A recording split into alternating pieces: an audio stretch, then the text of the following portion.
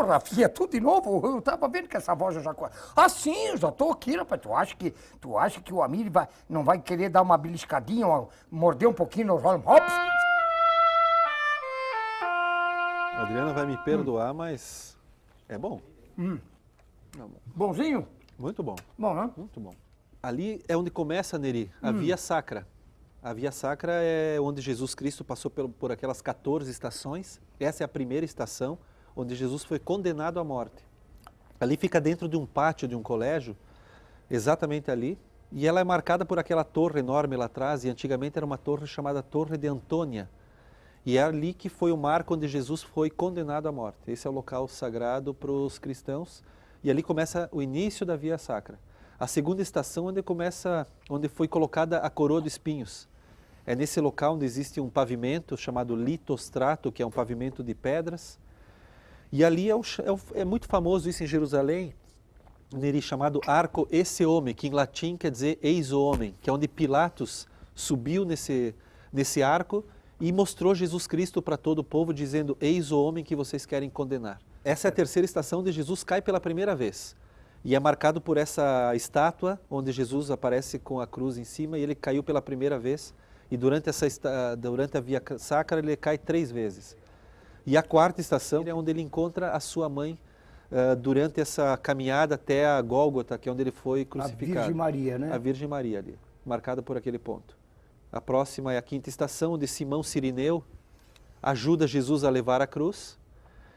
Então é muito interessante, Neri, que nós vamos caminhando e vamos encontrando cada estação, vamos fotografando. Isso em qualquer época do ano ela tem o seu... Sim, está lá, está para lá, qualquer que é um época, isso momento fica ao ar importante de livre. você, porque Sim. nós aqui usamos isso muito no Brasil nessa época do Natal, né? Claro, Na claro. época de Páscoa Mas e tal. você pode, a qualquer época do ano, você vai encontrar sempre peregrinos do mundo inteiro fazendo essa peregrinação, né? essa Via Crucis. A sexta estação é onde Verônica enxuga o rosto de Jesus e fica por trás daquela porta onde existem aquelas pessoas onde eu fotografei. E ali nós já começamos a subir, estamos eu e o Adriel, começamos a subir realmente a Via Sacra, que é no ponto mais alto, que é onde vamos encontrar Ali já é a subida. Já é subida, você vê vários peregrinos ali do lado. É um corredor bem estreito, né? São ruelas, né? São ruelas, né? São pequenas ruas estreitas e você vai caminhando e vai subindo. Essa é uma cena típica da... Ali já tem umas coisinhas para comprar, não tem? Com tem? certeza, ali você vai subindo até chegar lá na igreja do Santo Sepulcro, você vai encontrando lojas de souvenirs. Para trazer lembranças Lembranças, e tal, né? exatamente. Ali já é a sétima estação, onde Jesus cai pela segunda vez, né, marcado por esse ponto. Até porque essa própria cruz deve ser uma coisa muito... Deve ter sido muito pesada isso, né? Porque com certeza, foi um... Pelo sacrifício que ele teve que passar, porque eles sacrificaram ele. Acredito que sim, e o percurso não é pequeno, é um percurso longo, ele foi chicoteado durante isso, foi humilhado, né? A população jogava objetos nele, então realmente deve ter sido... foi a paixão de Cristo. Como é que eles conseguiram escoraçá-lo tanto, né? Alguém que veio com tanto amor no coração, que foi um grande líder, né? Foi, com ele certeza. Foi um grande líder. Tanto é que nós 2000 anos depois... Ele foi o cara. Estamos falando dele aqui, estamos falando 2000 dele. anos. E nós sabemos pelos fatos que ele morreu com 39 anos, né? Porque nós vivemos... o Marco Zero, ele nasceu 6 anos antes de Cristo. 6 anos antes 6 anos de Cristo, antes, né? dele mesmo. Então, na verdade, ele foi crucificado com 39 anos. 39 anos, né? Isso já está comprovado historicamente. Historicamente, né? Ali nós estamos à oitava estação, que é onde Jesus consola as mulheres de Jerusalém. É marcado por esse ponto, né? Durante a subida da Via Dolorosa. A próxima é a nona estação, é onde ele cai pela terceira e última vez, que é marcado por essa escultura na pedra mesmo, é marcado o ponto onde aconteceu esse fato. A 10ª estação, aí já está chegando onde vai ser crucificado. Então a 10ª estação, onde ele é despojado das vestes, onde retiram todas as vestes para pregar na cruz. Ele fica praticamente nu, né? Nu para ser pregado na cruz. Pregado na cruz, né? E esse é onde tem as 4 últimas e mais importantes estações da Via Dolorosa. Ficam todas dentro dessa igreja, que é a igreja do Santo Sepulcro, que é onde ele realmente foi enterrado, onde foi crucificado. Esse é o ponto mais sagrado para todos os cristãos. É ali. Que é da 11ª à 14ª, A 14ª. Então, a 11ª é onde acontece a crucificação, propriamente dita. Ali a entrada, né, da igreja, está o Adriel, meu filho, mais uma vez. Está ali na frente. Na frente, uma porta já foi lacrada. E ali sim, a 11ª, Neri, Jesus é pregado na cruz. Então lá atrás aparece um mosaico com ele deitado na cruz. Esse é o ponto que marca o local que ele foi crucificado. Né? O próximo passo é a 12ª estação. E ali é o ponto mais sagrado. Aparece a cruz em pé, Jesus pregado, e ali protegida por vidros está a rocha onde ele foi crucificado, onde ela foi pregada. Esse é o local chamado Gólgota. É o local mais alto da colina, que é onde ele foi crucificado. Então, nesse momento, você pode entrar por aquela mesinha pequena, você se abaixa e você põe a mão por dentro de uma estrela, e você pode tocar nessa rocha, e é nesse momento é o local mais forte que você vai fazer uma prece, você vai fazer um pedido, você vai fazer o teu agradecimento a Deus. Se encontrar com Deus ali, esse é o local único. É o momento. É o momento. Esse é um grande momento do final da Via Dolorosa. É o grande momento. Ali está o Adriel do lado, ó, as pessoas se abaixando ali atrás e colocando a mão por entre uma pequena... um círculo na pedra, e você encosta na pedra. Lá, né? Aí você consegue tocar nela. Então esse é um local que é cheio. Não tem como não ir lá e não fazer isso tudo, botar a mão, tem que fazer. Tem como. Claro. E a 13ª estação, Neri, então, ao canto da foto você vê uma pequena escada. Aquela escada nós subimos na crucificação, né? Depois nós descemos a escada, e essa pedra no chão é chamada Pedra da Unção. Aquela pedra ali? É a Pedra da Unção, é onde Jesus foi retirado da cruz já depois de morto, foi deitado nesse local, e é onde foi envolto pelo lençol. Pelo lençol. Ali eles colocaram ele depois de morto. Esse é o ponto já onde ele foi colocado. Então a próxima imagem mostra as pessoas deitadas em cima da pedra, passando óleos, chorando. Que é um momento que você relembra, ou né, você está mais perto de tudo. Ali ele já estava morto. Já estava morto, então por isso as pessoas se ajoelham e choram em cima dessa pedra.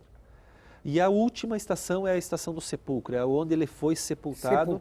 Que é ali nessa capela chamada Capela do Anjo, que é a capela onde ele foi, e fica bem embaixo daquele domo da igreja do Santo Sepulcro. É o ponto zero, que é onde ele foi crucificado. Então a próxima imagem mostra o túmulo mais internamente. Ali estamos eu e meu filho na porta, na entrada exatamente do túmulo de Jesus. Isso que é arquitetura, né? É espetacular, né? É ortodoxa, né? E ali mostra esse pequeno cubo. É um pedaço da pedra que foi fechado o túmulo de Jesus Cristo. São duas imagens ali? Na verdade são iguais, né? Eu só fiz de um ângulo diferente. Ângulos diferentes. Tá. Mas aquele cubo mostra um pedaço da pedra que fechou o túmulo de Jesus. Que naquele tempo ela era circular, né? Você colocava numa caverna e girava uma pedra circular e fechava o túmulo. Fechava, né? Era assim naquele tempo. E ali, a parte final da Via Dolorosa, que é exatamente o túmulo de Jesus Cristo. Onde ele... É bem ali. Onde ele foi sepultado mesmo. Onde ele foi sepultado, ali que ele ficou. Ali ele ficou guardado. E depois ele ressuscitou, como todos sabemos da história bíblica. Agora, doutor Amir, você foi algumas vezes lá, deve ter ido, né? Fui 2 vezes nesse local. 2 vezes fiz. Bom, o seu pai e sua mãe são de lá, né? São nascidos, eles são de Jerusalém, né? São de Jerusalém. Em árabe não se fala Jerusalém, se fala Al-Quds, que é a cidade da paz, cidade da luz. Essa é a tradução de Jerusalém. Como é o nome do teu pai? Youssef. E da minha mãe, El-Haj. E a mãe? E a mãe, Naime. El-Haj. E vieram para o Brasil muito cedo? Vieram em 56, 58, mais ou menos, depois da criação do Estado de Israel. Já casados? Já. Não, meu pai veio primeiro. Meu pai veio como mascate, começou do zero, veio sozinho. A ideia dele era ficar 2 anos no Brasil e voltar para lá. Mas ele acabou ficando 8 anos, ele saiu noivo da minha mãe, noivou com a minha mãe, deixou ela esperando e veio para cá, ficou 8 anos. E minha mãe esperando por ele 8 anos. 8 anos. Aí ele voltou, aí sim casou e trouxe ela para cá. Casou lá? Casou lá e trouxe ela para cá. Aí os filhos nasceram todos aqui? Todos catarinenses, todos. Somos em 4 irmãos, eu sou o terceiro de 4. Você tem um outro irmão médico, né? Eu tenho mais velho, o Samir, que é cirurgião torácico. Minha irmã mais velha, que é Samira, pedagoga. Em Concórdia? Em Concórdia. E o caçula, que é o Ossan, que é dentista. Neri, se tu me permites, eu gostaria de entregar, já que falamos agora da Via Sacra, Via Dolorosa, eu gostaria de te entregar um pequeno presente, uma pequena lembrança, que é um crucifixo dourado comprado na igreja do Santo Sepulcro, que é o local mais sagrado naquela igreja, para você, especialmente para o teu programa. Deus, que coisa maravilhosa. Espero que você coloque no local especial dentro da sua casa. Mas Espero eu já que ganhei realmente aquele ramo que já foi uma coisa, até eu vou ilumine. tomar liberdade de Por poder. favor. Não, olha que coisa fantástica. Trazido de lá especialmente para você, pensado em você. Não, olha que coisa fantástica. Olha só que coisa fantástica, olha aqui, ó. Fantástico. E depois que eu fui para minha casa há 15 anos, que eu tinha na outra e ficou na casa, porque os móveis ficaram, a gente construiu nova e acabamos ficando sem um rosário fantástico com um crucifixo fantástico. E vindo do Amir, e vindo de Jerusalém, e vindo do do local onde sagrado. Cristo, isso é o maior presente de Natal dos últimos anos que eu podia ter, é verdade. Que bom. E esse que bom. ramo que Feliz. você me deu aqui, vindo de lá, e esse presente aqui, show de bola, fantástico. Emocionante. Nós temos mais fotografias aí, estimados? Tem ali, ó, ali, ó. Isso aí na Que é cidade aí, amigo? Porque quando se fala em Terra Santa, não é Jerusalém só, Neri. Então, Terra Santa também é Jordânia e uma parte do Egito. Do Egito, E ali né? nós estamos na Jordânia, está muito bem falada essa cidade que é Petra, é uma das 7 maravilhas do mundo moderno agora. E nós descemos esse desfiladeiro e fomos exatamente na cidade de Petra, que Você vai descendo no meio disso. você vai descendo, dessas são 2 rochas? quilômetros, são 2 quilômetros de desfiladeiro. E essas rochas todas, Neri, era o fundo do Mar Vermelho, antigamente. Agora, claro, o Mar Vermelho sumiu e ficaram essas rochas e é por ali que passava o rio. E os nabateus, que foi o povo que construiu a cidade de Petra, os nabateus, que era um povo árabe, eles construíram uma cidade que era por onde passavam todas as mercadorias para levar para a Europa, passava pela cidade de Petra. Então era um povo que cobrava pedágio por isso e era um povo extremamente rico. Nós estamos em frente à Lita Adriana, na frente dos camelos, e o monumento mais famoso e mais bonito de Petra é esse que fica atrás, chamado Tesouro. Por que tesouro? Porque acreditava-se que tinha um tesouro, mas na prática sabemos que não existia tesouro nenhum. não existia Então tesouro os nenhum. romanos achavam que era um tesouro, achavam que tinha alguma coisa rica ali e não encontraram absolutamente nada. Neri, inclusive aqui, a cidade de Petra, está sendo filmada essa novela agora da Globo, né? Globo, essa novela das 8, foi filmada totalmente em alguns locais de Petra. Petra, para quem não conhece bem a geografia, ela fica a 300 quilômetros ao sul da capital chamada Amman. Amman fica ao norte da Jordânia e Petra fica bem ao sul. São praticamente 300 quilômetros de viagem no asfalto e só deserto ao redor. Deserto. Só deserto. 95% do país da Jordânia é deserto. 5% apenas é habitado. E Petra fica no sul, onde não existe absolutamente nada. Nada. Mas é uma das 7 maravilhas do mundo moderno agora. Uma cidade realmente fantástica, linda, imperdível. E fui 2 vezes, fui o ano passado, e a novela voltei agora. Feito muitas imagens muitas ali, né? imagens foram filmadas ali. O Adriel, meu filho, em cima do camelo, porque você não pode entrar com nenhum veículo, carro não entra ali. Não entra, né? Ou você vai a pé, como nós, fomos a pé, ou você vai de camelo ou montado num burro, né? Então, num cavalo, tanto faz. Então, você pode ir apenas dessa maneira. Ali já nós estamos no Egito agora. No Egito. Pirâmides, no Egito. Essa é a pirâmide de Quéops, é a maior delas. Que altura que tem a pirâmide? Ela tem 146 metros de altura, corresponde a um prédio de 49 andares. Ela tem 2,5 milhões de blocos de pedra e cada bloco pesando 2,5 toneladas no mínimo. Mas como é que... Né, É impressionante. Neri, não tem como imaginar a confecção disso, né?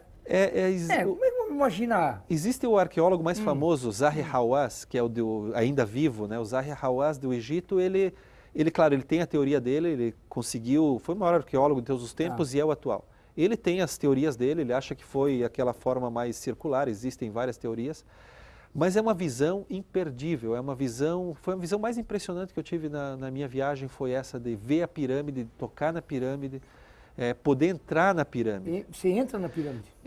É muito limitado isso, não é quem chega que pode entrar. Eu consegui abrir um pouco as portas porque ela tem uma parte muito oco lá dentro.